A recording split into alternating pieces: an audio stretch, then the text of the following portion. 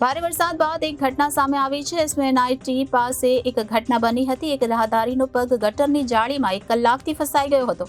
આ બાબતની જાણ વેસુ ફાયર સ્ટેશને કરવામાં આવી હતી તો ઘટના સ્થળે વેસુ ફાયરની ટીમ આવી પહોંચી હતી। રાહદારીનો પગ જાળીમાંથી બહાર કાઢવામાં આવ્યો હતો। ફાયર ઓફિસર પ્રકાશ પટેલની સૂઝબૂછના કારણે રાહદારીના પગને સહી સલામત બહાર કાઢવામાં આવ્યો હતો। હવામાન વિભાગ દ્વારા છેલ્લા 3 દિવસથી વરસાદી માહોલની આગાહી કરવામાં આવી હતી। ત્યારે ખાસ કરીને દક્ષિણ ગુજરાતમાં ભારે વરસાદ વરસવાની આગાહી હતી। જે મુજબ શહેરભરમાં વરસાદ પડ્યો હતો અને 2 કલાકમાં 2 ઇંચ જેટલો વરસાદ પડ્યો હતો। ત્યારે વરસાદના કારણે તમામ વિસ્તારની અંદર પાણી ભરાવાની ફરિયાદ પણ વધી ગઈ હતી। ત્યારે આ વરસાદી માહોલમાં ભારે વરસાદ બાદ એક ઘટના સામે આવી છે। જેમાં એસએનઆઈટી પાસે એક ઘટના બની હોવાનું જાણવા મળી રહ્યું છે।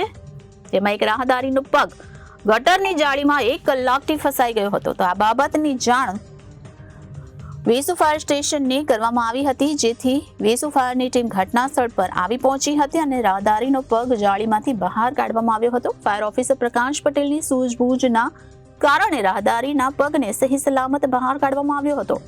કોમ્બી સાધન દ્વારા ગટરને પહોળી કરવામાં આવી હતી અને ત્યારબાદ રાહદારીનો પગ સહી સલામત બહાર કાઢવામાં આવ્યો હતો। Reporter Arvind Rathod, Janadesh news, Surat.